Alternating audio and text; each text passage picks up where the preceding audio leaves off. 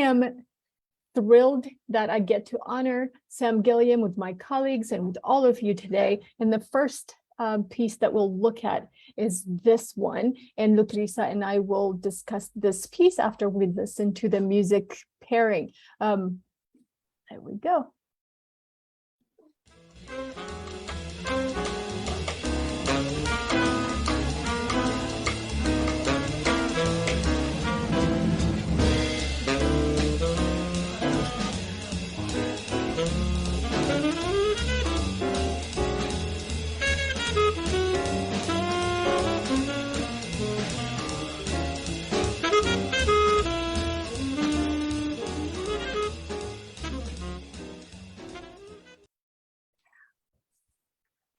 What do people think? What are you thinking about this piece?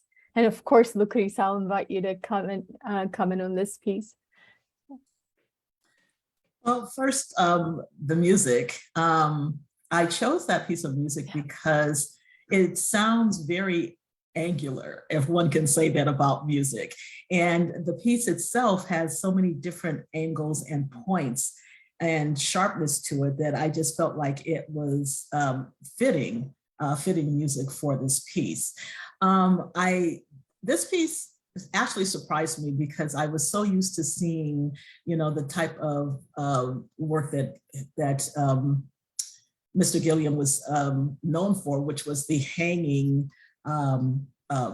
pieces of art. So when I saw this, I was really surprised by it and just delighted actually to see it. I absolutely love how it's so angular. I love the primary colors that were used, and I like how, like, in the center part you have this piece that, for me, when I look at it, kind of resembles seaweed in the water, floating in the water. Oh, wow.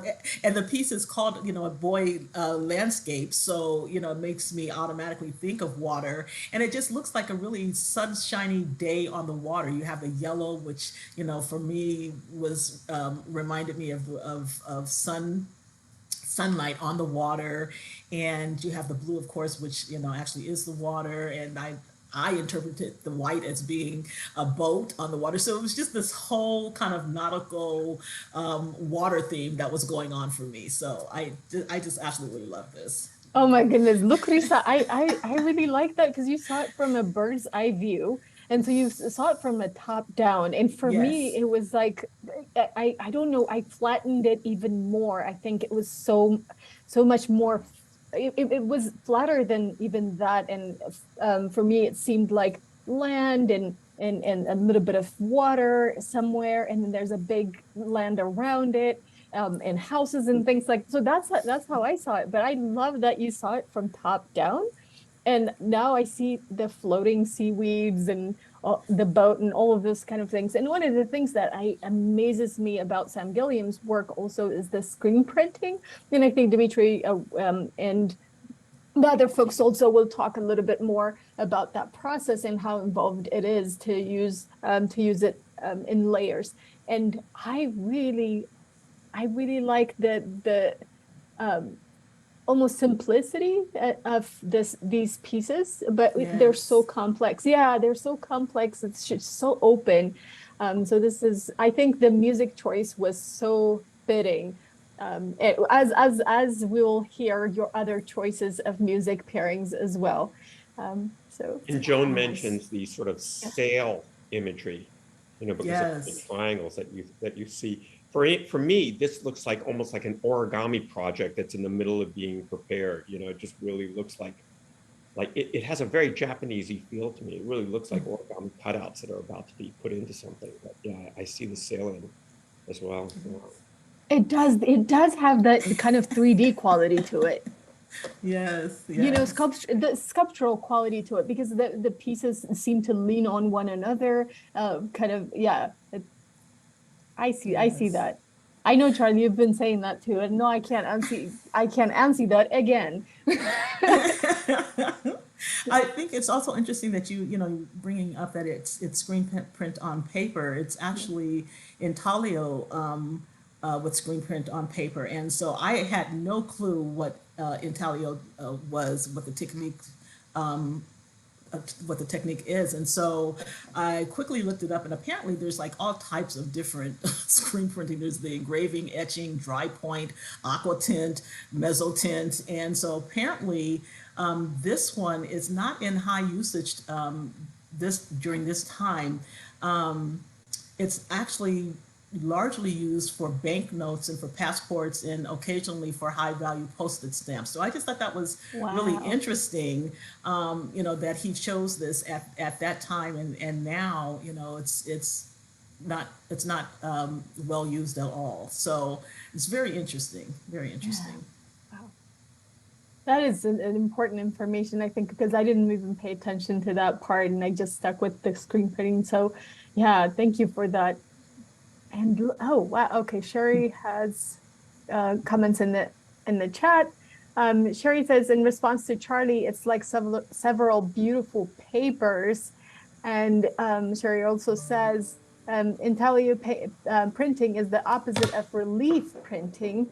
In that printing is done from ink that is below the surface of the plate. Yes. The design is cut, scratched, or etched into a printing surface or a plate, which can be copper, zinc, aluminum, magnesium, plastics, or even coated paper. Yes. Thank you, Sherry. And do we think that that's what this is coated paper that has employed this technique? Let's look at it a little up close.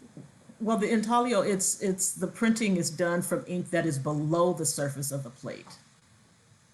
I see. Yeah. Huh. Got it. Yeah. And I think also interesting to note that while at the height of his popularity as the creator of the draped canvas, Gilliam suddenly discontinued producing them and began creating this kind of dynamic geometric collage. And he was influenced by musicians like Miles Davis and John Coltrane and the like, and Thelonious Monk and actually Marian Anderson. So, yeah. Yeah. I mean, we love pairing music with art, but he's explicitly said that that jazz music was important to his art. Yes. And I thinking about abstract expressionism, thinking about in terms of art as we see it, we see it and understand it as visual jazz. And I kind of see it and understand it as visual jazz because that's what he connects it to also. And then thinking about the quilt, also, quilting and intentionally breaking patterns and putting them together to make some sort of music out of his art. And so yeah, definitely, even just looking at it, we can see that. I love that. This next piece, just go ahead. I want to hear it. Just kind of an end note. He actually did make a statement that before there was painting, there was jazz. That's right. He did. Yes. Yes. Yes. All right. This next piece. Okay. Let's go.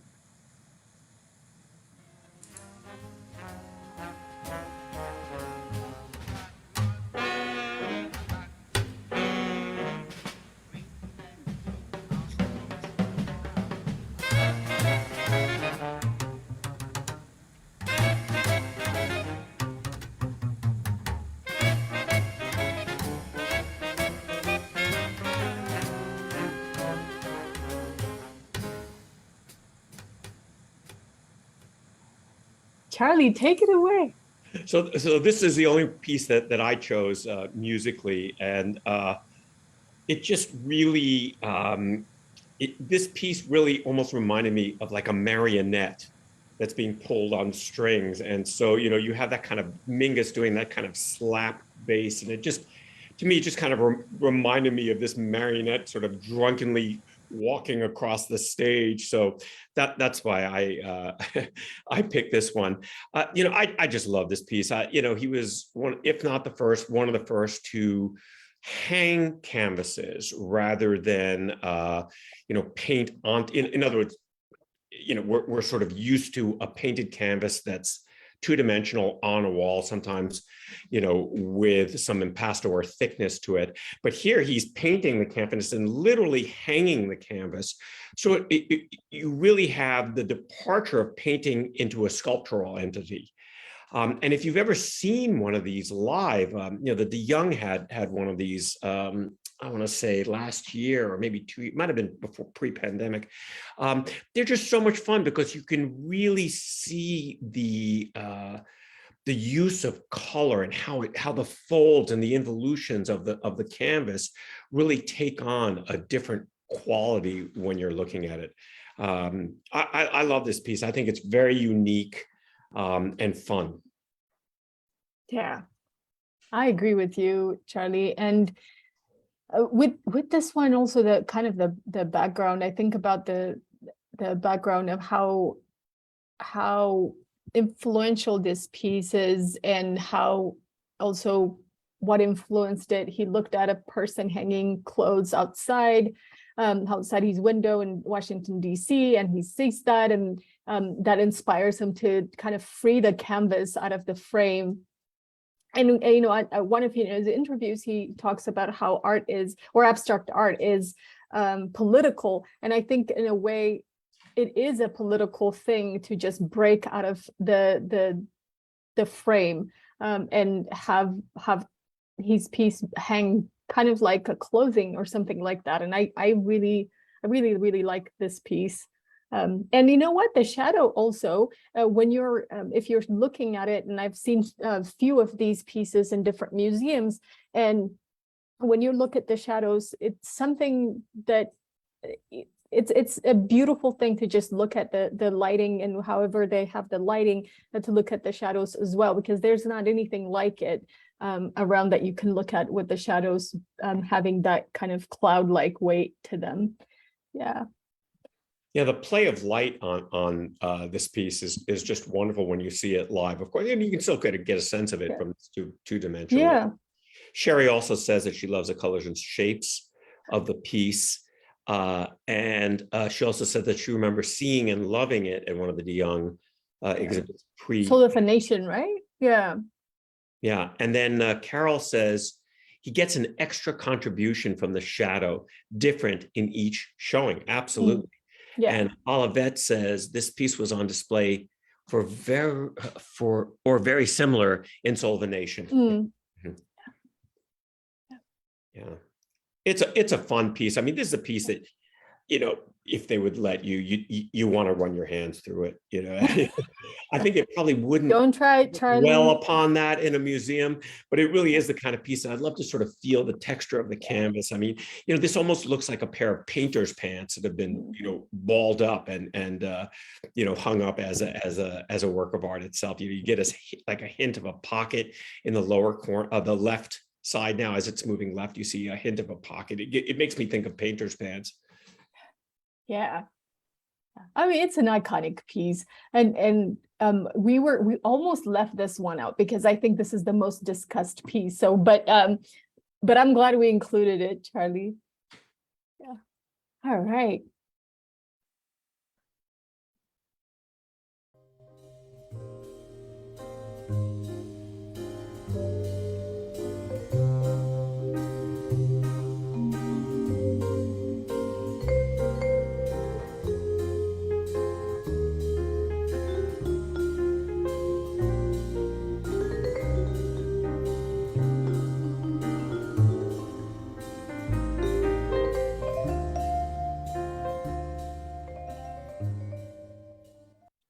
I want to ask Lucreza about this music.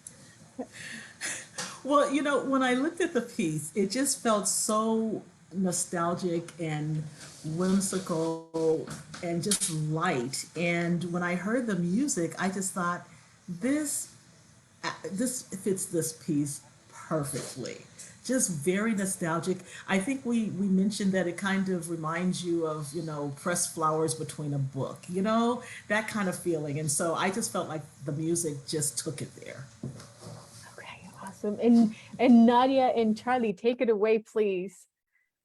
Yeah, to kind of bounce off what Lucrecia was saying about the pressed flowers in the book, I think this piece is very, like, to me, feels very natural with these green veins that are going through. It reminded me a lot of like a marble countertop when someone's like getting their kitchen redone. So you still have like that stoneware and then the flowers, but also the whimsy that we see in the music, like down in this bottom right-hand corner. It looked like glitter to me when I first saw it, but it's not. It's just the way he would like splatter the acrylic on it. Kind of looks like you're like looking through like a kaleidoscope. So you have this really interesting juxtaposition of really natural elements, but also kind of more space. You know, we have all the new images coming from, what is it, the Webb telescope. So everyone's thinking about up there. Right. So yeah, so I see that juxtaposition between like natural elements and more like space age stuff. Yeah, I think those are great comments. Cindy says, love this pairing in the image of pressed flowers in a book. Yeah, the blues have a sweetness to it, sweet with a tiny bit of bitter. And Allison adds, like salt can look with watercolors. So for me, I love this musical pairing. When you listen to Milt Jackson's vibes there, they have that slight vibrato to it. And to me, it gives me a really sort of water feel.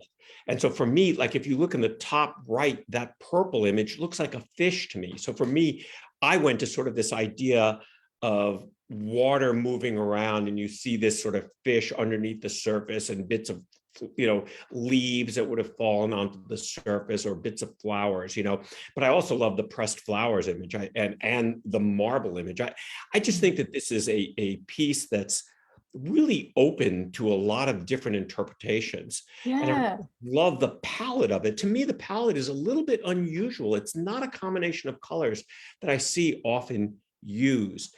Samantha says, I saw ice melting. Yeah. And then Allison says, yes, salt can make dots like a glitter effect. Yeah. Am I the only one that sees a mountain, like a mountaintop? Like, you mean like an aerial view? Yeah. Yes. Oh, yeah. Now that you mentioned it, I absolutely see it. Thank you, Charlie. Yeah. I was waiting for someone to say it, but yeah. Well, I gotta say, Charlie, that imagery with the fish, wow! It just kind of reminds me now of kind of the ponds that have the koi fish in it, and you Yes. see, Yeah. oh my gosh, I totally see that. That's great. Yeah. And Cindy says a relief drawing of land. Allison says maybe a glacier. That's the thing. I mean, that's the, there's sometimes when a painter has a particular idea in mind, they want you to see something. I really love it when there's this ambiguity about what you're looking at, and you can really interpret it in so many different ways. And here we are, three people. We've come up with completely different, actually 3 people, 4 images, because Nadia came up with 2, So, I mean, I really love it when there's this multiplicity of definitions or images or feelings that you can get from that. I think he's really great at that. And Cindy says we could go on and on and on. Yeah, that is absolutely Unfortunately, true. we do go on and on and on, sometimes myself especially. But I think a lot of these images that we're going to show you will suggest figures in the real world to you. So I'd like to encourage people to continue putting those interpretations out as we look at these images. Yeah, and an interesting thing is that Sam Gilliam started with figurative kind of abstract figurative art, and then he moved on to this kind of art later on. But he talks about how early on he was drawing a horse on paper, and he used to draw on the ground, and it started out with figurative art, and then coming to this. So it kind of it's a nice departure, I think, also from figurative. But speaking of, I think the next piece that we're looking at is borderline figurative as well. So let's look at it.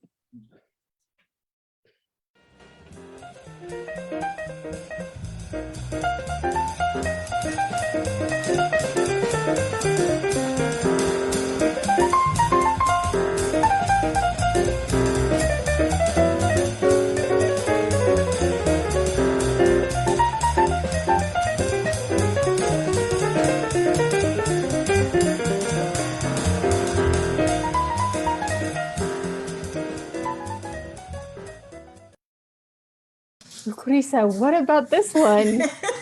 So yes, this had a whole vibe for me. So when I saw this piece, and then I read the title, where it talks about equal employment opportunity is the law. It just took me to an early morning scene in a city where you're hearing the clanging of garbage trucks going down the streets. You're seeing the bike delivery people going down the streets, just working class people early morning, getting the work in, getting it done. And there's a lot of movement there. There's a lot of tension there. There's a lot of energy going on. And so that's why I chose that piece, because it just spoke to the vibe I had about the actual art piece. I completely see it. I completely see it. And but when I heard the music early on before you said that, I saw the paint splatter. To me, it was just like as if the drumming in that a cymbal going, and that was the splatter of the paint. And I could almost see it, like the slanted splattering of the paint matched the music for me. But now that you said that, it even enriched that experience for me. And so thank you for that. And Dimitri, take it away, please. Yeah, so all the docents know that I have been taking screen printing classes and nerding out about them, and just trying to figure out, like, how does he do this? And then I came across monotype printing, which you can actually do with screen printing. And so this is him playing with his origins of making figurative or recognizable artwork with the t-shirt, and also the label.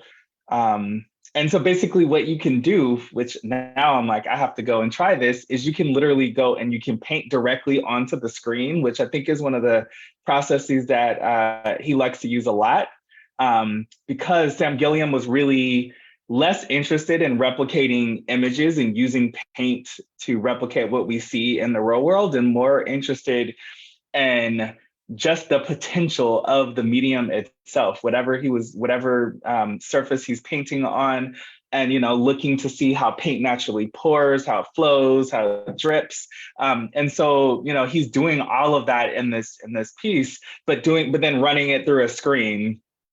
And yeah, it's just really interesting, because then the original image you have stays, and then you can kind of play. So as I'm looking at his screen prints, especially, I'm like just thinking about these processes that he's going through. It's forever experimental. The piece itself, the equal opportunity is the law, actually this piece is part of a larger series that the Smithsonian has. That was actually from a workshop called the Black Arts Workshop. I believe it's what it's called. I can't find it anywhere. What is it called? I think it's on the first thing. And I was looking for things to try to find out, where this came from. The Gift of the Black Group Inc. And trying to find out who the Black Group Inc. is. There's a group of 12 artists in the Smithsonian's exhibition collection that is all tied to labor, all from 1973, and all of the pieces are titled equal opportunity is the law, which is what we see on the label of the t-shirt. And the only thing that I can find out is that the American Civil Rights Act of 1964 was amended in 1973 to include equal opportunity for those with disabilities. Yeah. So it's really the beginning of the ADA Act. How that ties into a t-shirt, I will leave that up to Rodney to try to figure out. I was like, I'm not, he's usually so abstract. So the interesting thing of why he chose this particular image, just kind of perplexes me. Oh, well, thank you, Dimitri. Because I think you've set up a fat pitch for me. I do not know why he chose a t-shirt, but it's showing to me the equal opportunity being part of the fabric of American law, right? Like, I think that juxtaposition, in my mind, I have no idea if that's what he was thinking, but that's where it takes me. And, I don't think he really did a lot of explicitly political things in his art. And I found a quote that I liked about him. It's in the Wikipedia article about Sam Gilliam. from John Lewis of the New York Times. He said this was done at a time that abstract art was said by some to be irrelevant to Black American life.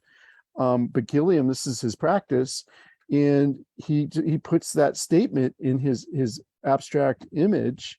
And the fact that he doesn't do a lot of other political pieces makes this thing stand out even more. You know, it's like if you use these messages sparingly, it gives them more power. I think anybody seeing this in a museum would be really want to confront that thought and think about, well, what does he mean? You know, it's equal opportunity under the law. Do we really have that? You know, is it part of the fabric of American life?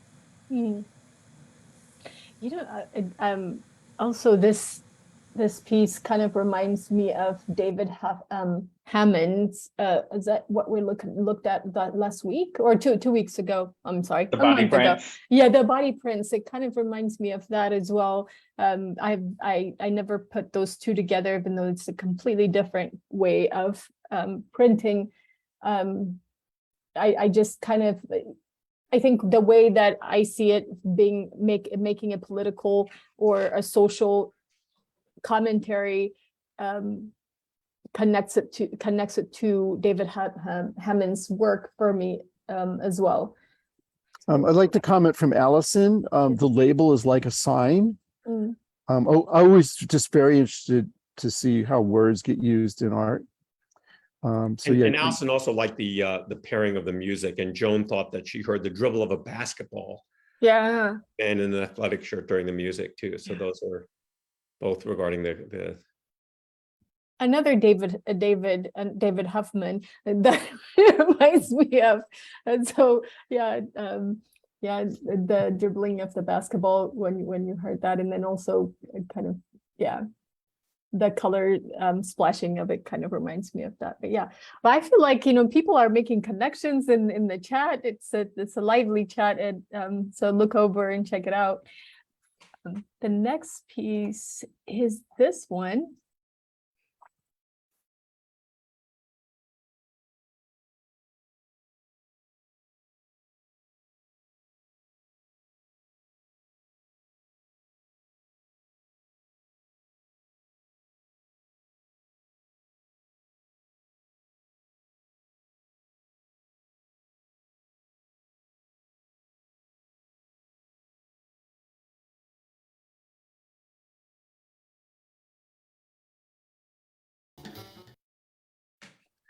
Right. Lucarisa and Nadia, take it away, please.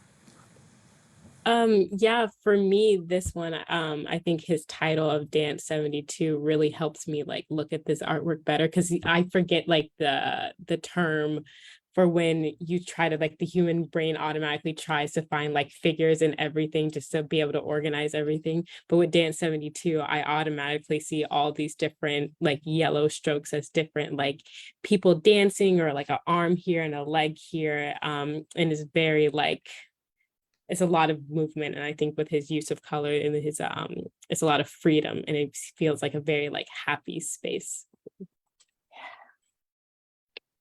Yes, definitely. The title dancing helped a lot for me, but I saw it in just a slightly different tint, in that it looks, for me, it looks like water. I don't know what it was about, you know, the pieces that I chose to talk about, and water and the connection with water, but it reminds me of water, and it reminds me of clouds, you know, floating, and sunshine, and trees moving. And so for me, the movement of the whole piece, you know, works with his title, dancing, because the water is dancing, it's moving, the clouds are dancing, they're moving, you know, and we have all of these bimorphic shapes, you know, that kind of as Nadia alluded to, kind of makes you see different things. And so I'm seeing the trees that are swaying, and that actually brings me to the connection for the music, because the music is called Ponciana. And Ponciana, as we discussed earlier, Charlie, it's a beautiful tree. And so, you know, it just kind of all tied together, the whole flow, the whole movement, the whole easiness of it. Yeah. Yeah. Yeah, I just want to go back into the printing process again. So this is clearly this is a really good example of him doing this monotype that I'm talking about. When we get closer, you can see the actual texture, you know, that's created, Yes. because usually when you do a screen print, you're just doing a line of paint and pulling it all the way across. But in here, like when today's on the closer up of it, you can see all the textures, and that's from him Yes. directly just putting globs of paint Mm, and moving. So also with the dance, I'm thinking of the way that his hand is moving across that screen with the screen print ink, which is thick and, you know, it's like emulsive. It's not like watercolor where it flows, but somehow he's still getting that movement off of this, and it's just yeah. brilliant. It's brilliant. It Yeah, really and is. to go with the water even more, I was just thinking this could also be like, you know, when you're like in a swimming pool and you go under the water and you're looking from like a bottom up, and the yellow can be kind of like the Oh my reflection of the gosh. sun. Oh, Yes, Nadia. yeah. Yes. Oh, Love that is that. such a good view. That is such a Yes. good perspective. I I love love that. it. Yeah. And you know, I've been dying to quote Sam Gilliam, and he says that someone says I dance better than I paint. Nah, I do both well. And that's I waited until there was a piece about dance. Um, Well, Serena says that it looks to me like marbled paper. When you make marbled paper, the colors mix and form diverse shapes, and it's constantly changing. It's not static. I agree. That's a good observation. All right. Any more thoughts? Any more things that you see with that piece? Yeah, drop it in the chat. All right.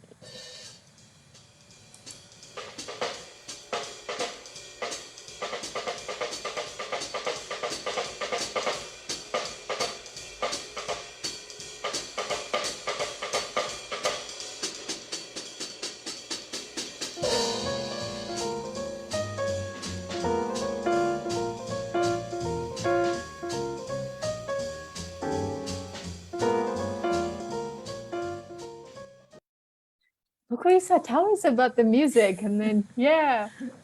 So this piece just reminded me of being at an outdoor concert, and it's, you know, an outdoor concert of the greats, and I see the pyramid shape, you know, kind of reminds me of the grand piano that's in the center of it all, and you see the grass over there, and you see the people who are seated, you know, before the stage, and so it was just a nice kind of feeling just being at an outdoor concert.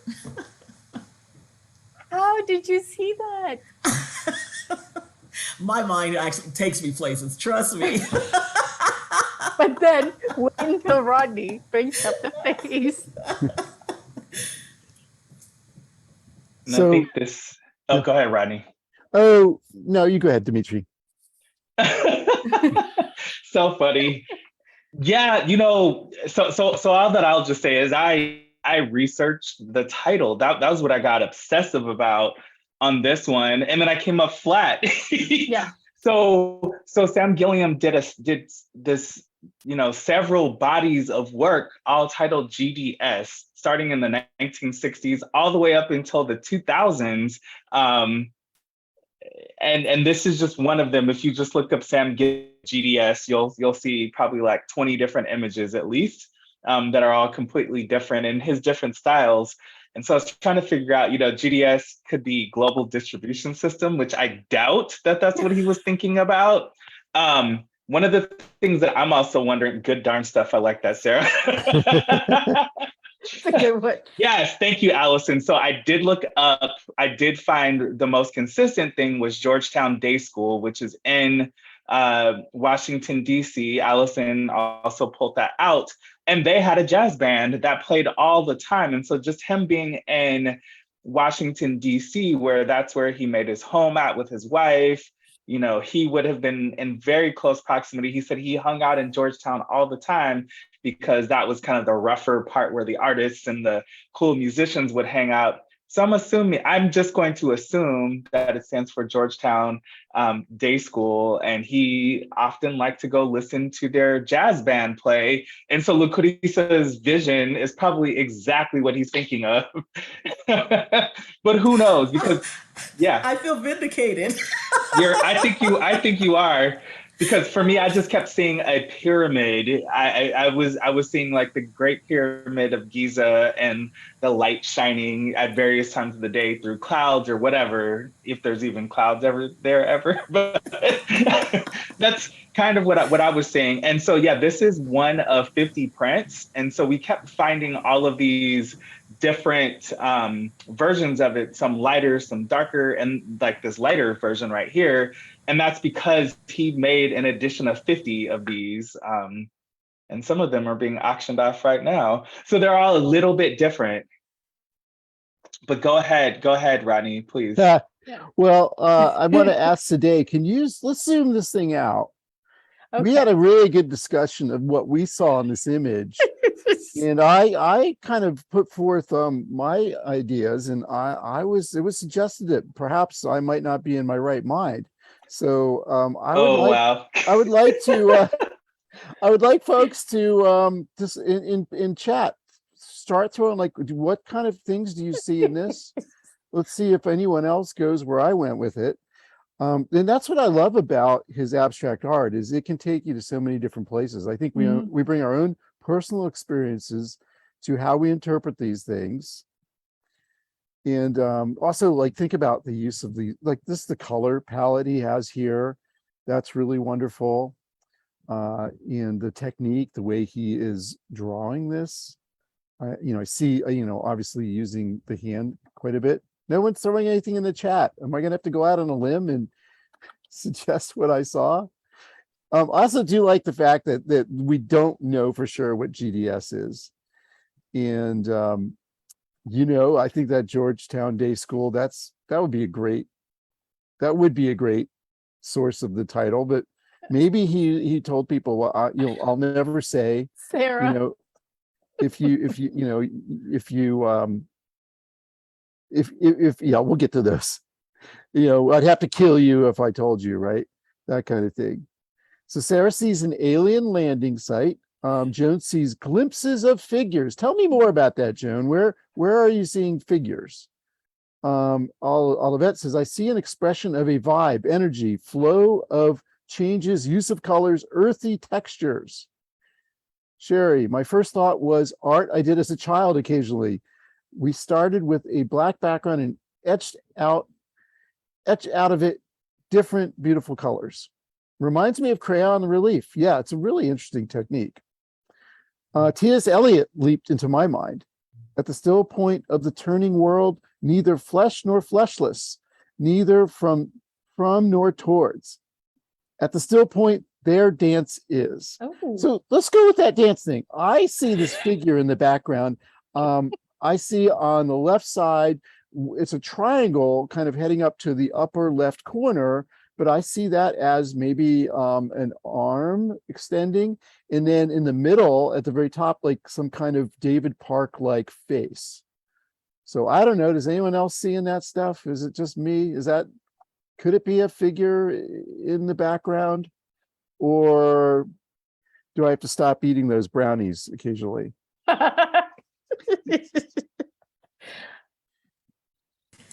And it's you might think about going a different direction with your desserts.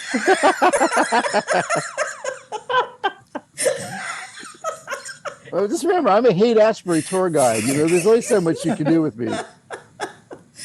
And I like this technique of us getting together in kind of sharing the different things we see. They're all different, Yeah. And they're all valid. And actually, that's one of the things that I really enjoy about our discussions is even the music selection, kind of like one person hears it and sees the color and all of it, and then everyone else would just be like, no, that music is too fast for this painting. And there's that kind of mysterious connection with paint and music, and how many people disagree with it is just mind-boggling to me. And that's one of the things that I love about it. But I do see the face, but I'm jet lagged right now. So it could Well, just be that. for you, Sherry and Joan, I will be right over with some brownies. Okay. That's right. Oh man. That was a nice discussion. All right. And I'm gonna music really quick. All right. Just a second. All right. Oh, for some reason it's not. All right. Sorry about that.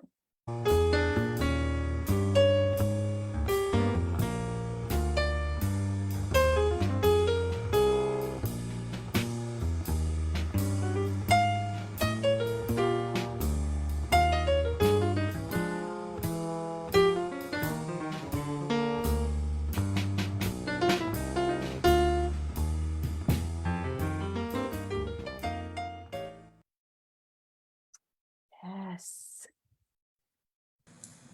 Yes, Lucreza with this piece.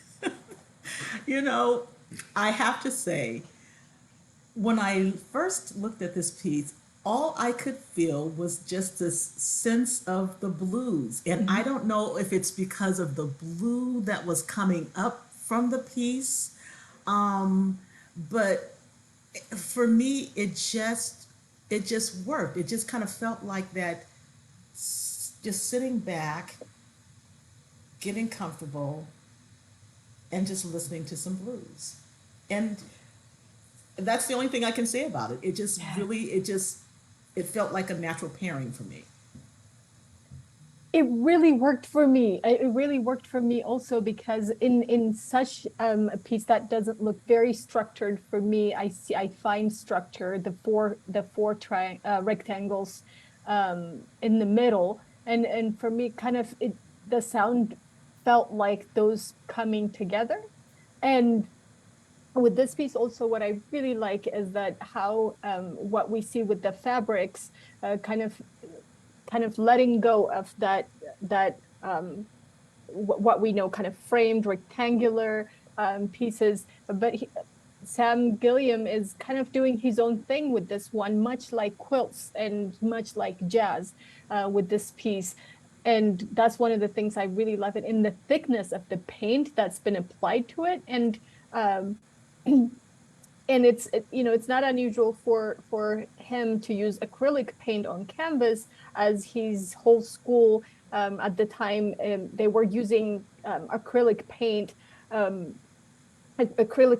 fast painting, kind of like pressing things together and experimenting and experimenting with colors, and color was the biggest thing during his time. And so he's doing what is sort of in the air at the time, but at the same time also breaking out of that by making this kind of, it's not easy or balanced for me, but it's a perfect piece. Yeah, and Charlie, what do you want to add? Well, it's really interesting because there was a couple of comments that I really need to address before I make my own comments. Yeah. Joan says this is the first Sam Gilliam piece I ever saw, and it reminded me of a patchwork quilt. And I want us to all think about that for just a second. Michael says, for me, the joy of abstract art is to see the way the colors play against one another and the mixture of textures. An artist friend once said, to me, you can always say, look at how the light plays across the canvas. Nadia says, like Rodney, I also saw a figure and felt like faceless police androids that might have come from an Ayn Rand novel. And then Sherry says, I'm curious about the outline shapes of the piece. It reminds me of some geography, perhaps Spain, which I love. And then Dimitri said, the title immediately makes me think of robbing Peter to pay Paul, which can't be a coincidence, because he's borrowing and cutting from different canvases. And Cindy says, I see a mashup of paint and quilting. And Barbara says, it looks like the first piece has been mixed up and crumble together. Yeah, so, Rodney, myself, and Joan all are docents at SF MoMA. So we've seen this piece, up front, very, very close. And it may not immediately be obvious. Can we remove this? Yeah, thank you. It may not be immediately obvious, but this is actually almost like a quilt. These are canvases that have been cut apart and put together. So if you look at that very blue triangle that's in the top, that's a completely different canvas that he painted, cut out, and then added like a jigsaw puzzle to make this. So yeah, if we get close, you get a sense of all these different pieces of canvas that he's put together. So, when you say it has a quilt-like feel, this really is an art quilt, if you will. I mean, this is a quilt out of artistic canvas that he's created. So it's a really odd mixture of shapes and colors and it's something that's not really immediately apparent. Rodney, did you have comments about this? Oh, I want to read Barbara's comment, which I think is good. She says, this looks like the first piece that has been mixed up and scrambled together. So just real interesting the way he's put all this together. It does remind me of, Ellsworth Kelly is playing with the way canvases go together. Other of his contemporaries are, taking that convention of a rectangle and saying, we're going to do our own thing. It says here Allison says, and the triangle like the other piece. Yeah. Mm-hmm. Yeah, he really likes these geometric forms in his work. And you're a big triangle fan, Charlie, right? I am a big triangle fan. Yeah. Yeah. All right.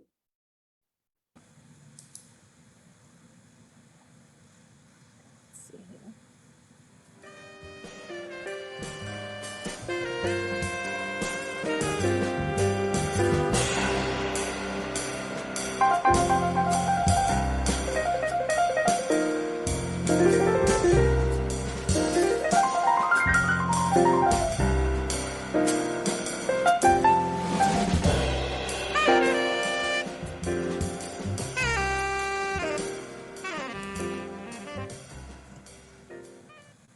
Lucrecia, tell us about the music. It felt so perfect to me, but I want to hear what inspired you.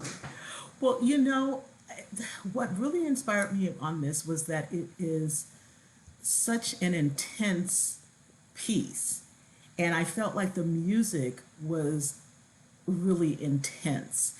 And it just felt like I could feel him looking at this and taking the materials, which are interesting materials because it's sheet metal and aluminum and using industrial weight paint, and he's putting this thing together. And he spoke of this piece, the petition, as a piece that reflects a world that is created by man. And so it was just a tension of both pieces together, and the thickness of the paint. I could see him raking the surface, to bring forth the colors that he had placed underneath. And so it just like I said, it just felt really intense, both the piece and the music. Yeah, and for me, I just love its place in the trajectory of his career. This is an artist who really was very dynamic, was always exploring new ways of portraying images, trying new techniques. I believe he acknowledged influence by Frank Stella, who also is doing multidimensional art. But this, I think the title, the petition, is really intriguing.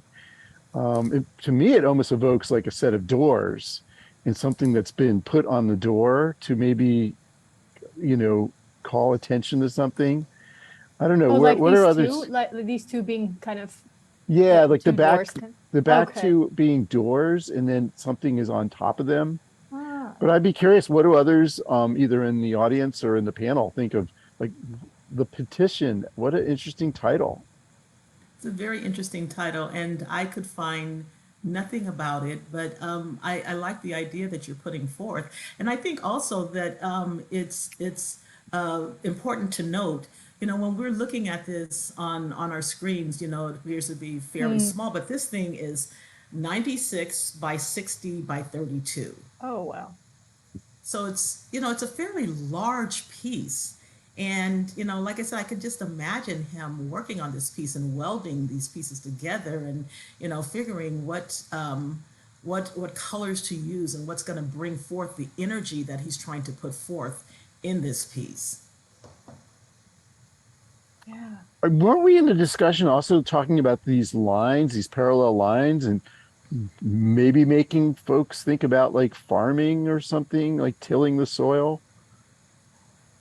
And I don't know where that would tie in with a petition, but Mm. For maybe it's me, just yeah, for me, you know, I started seeing a kind of the mother or the a parent and a child in this one. That kind of maybe because petition kind of goes with prayer for me, and then the prayer idea kind of connects me to religious figures. I think it kind of I started seeing a person holding a child, and particularly a mother holding a child in this one. You know, I think it's really interesting that you say that, today, because of the fact that he himself said that it reflects a world that's created by man, you know, Mm. rather than the spiritual. So I think it's very interesting that Oh, you are seeing that in this piece. oh wow. I'm curious. Yeah, what others are saying. Oh, yeah. Allison says somehow I saw a musical instrument, maybe because we are pairing jazz. And Joan says, what a fabulous program. So sad to have to leave. Bye, Joan. totally. We'll Well, come See you with in a you wherever you're month. going. well, Sherry says it's like a puzzle that you could Mm. move pieces to get inside. Oh, It yeah. also reminds me of a person. And now I see the mother child with her arm hold the mother child with her arm holding the child. Mm. So many possibilities and so little time. We have let's talk about this piece quickly.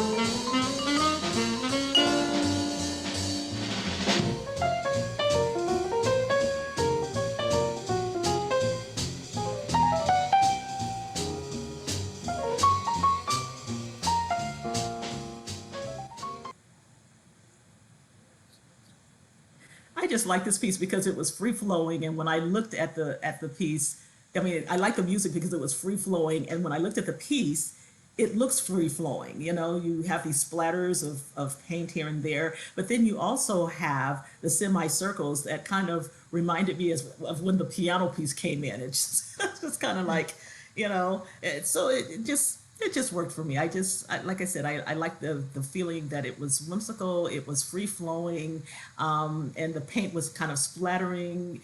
You know, as I saw it, I could almost envision him kind of splattering the paint Mm. in rhythm with the music that I chose. So, like I said, I have an imagination.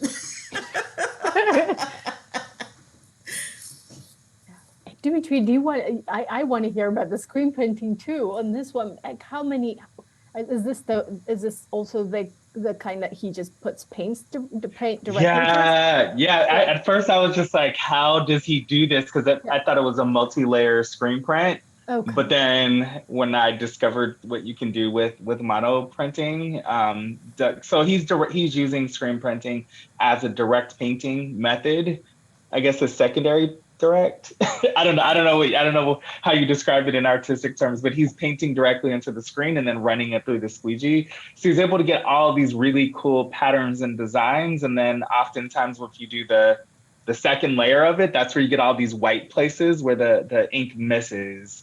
Um, so yeah, for me, it's just really, really cool. Like I can see how he's making a stencil sorry that I'm going off on the technical aspects if that is not interesting to the audience, but you can, like, screen printing is usually where you're making some kind of a template. Like, you can just cut out pieces of paper and use them to block, or our t-shirts are, with an image where anything that's black, the ink doesn't go through, or the ink entirely goes through, I'm sorry, because it blocks out the light.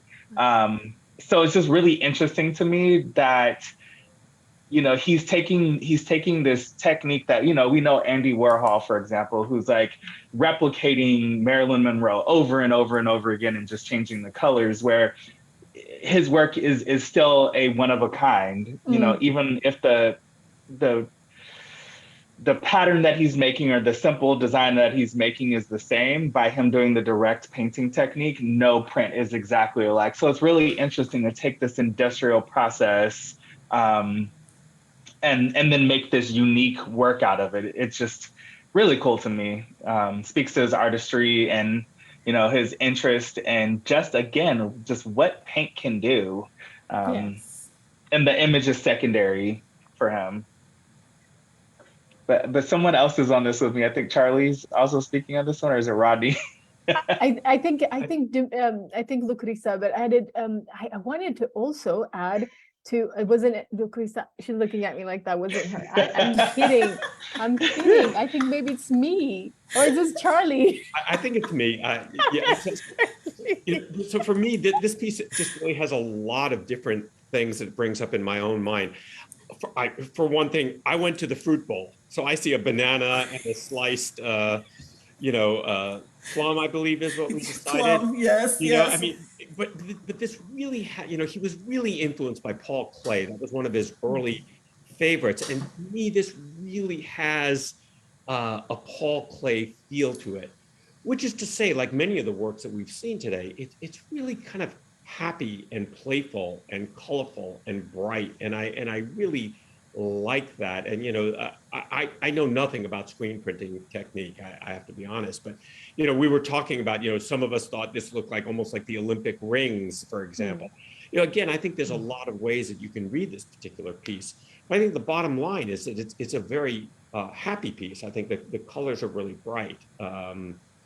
And Dimitri says this must be the origin of the banana duct taped to the wall. Which, yeah. Just joking. Yeah.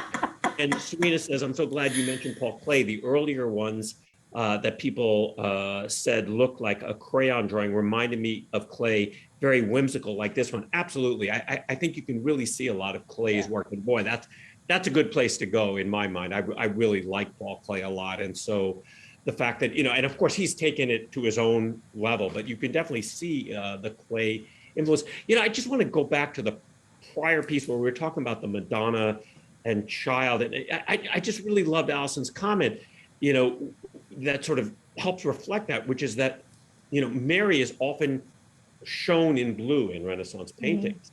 And so I just thought that was a really nice addition to the discussion about that. So, other comments? Anyone else have comments? Yeah, this one. Okay, I know.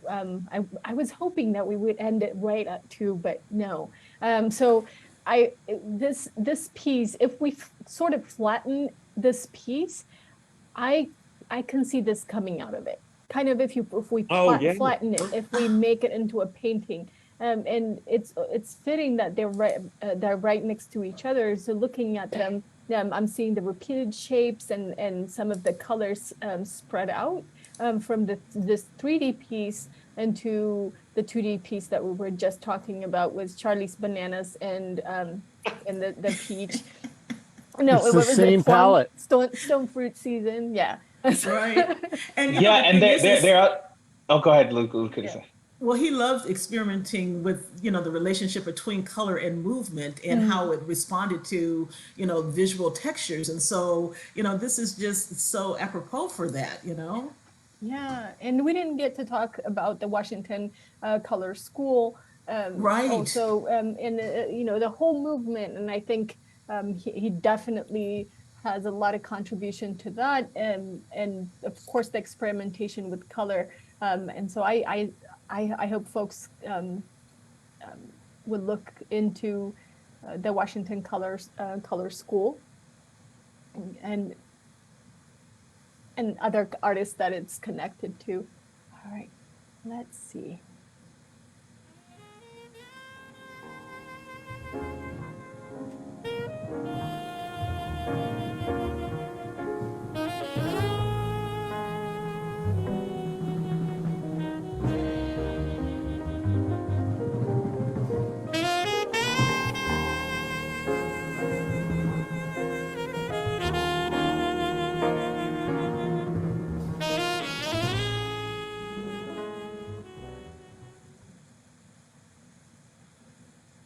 I think we will leave you with this piece since we are on top of the hour, but I would like to invite Lucreza to tell us about the music and the art pairing, because I thought it was just so yummy. And so if you could just tell us. This was a very simple pairing. When I saw this piece, I heard that music. And when I heard this music, I saw these colors. It was as simple as that. Yeah. Yes.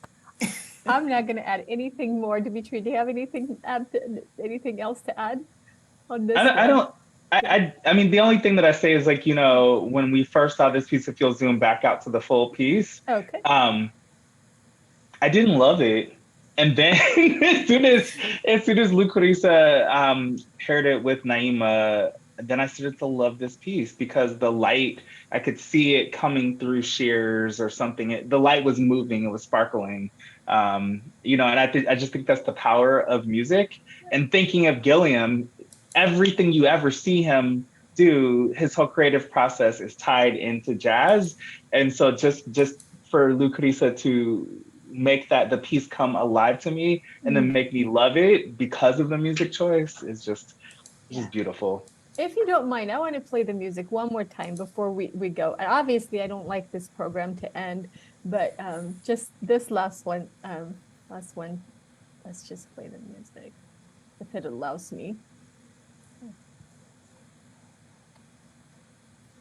Nope, it's not letting me, so I think it's it's time for us to go. But yeah, I will send you the link to this music as well. If you have attended this meeting, webinar, we will send you the links to some of the art and all of the art that we've shown today, and to the music. And I hope you enjoy it, and we hope to see you next month with a whole new program. Not next month, actually, we're taking a break. We're going to relax and regroup in September, and then we'll see you in October, and we'll post it and let you know when that date is. And we appreciate you so much. There are many ways of getting involved with MoAD, and so keep in touch, and yeah, see you in a couple of months, or in a month. Couple of months. Yes, couple of months. Thank you so much, Rodney, Lucreza, Nadia, Charlie, and Dimitri. And Nadia, we are not going to let you go. You better stay. Yeah. Bye, everyone.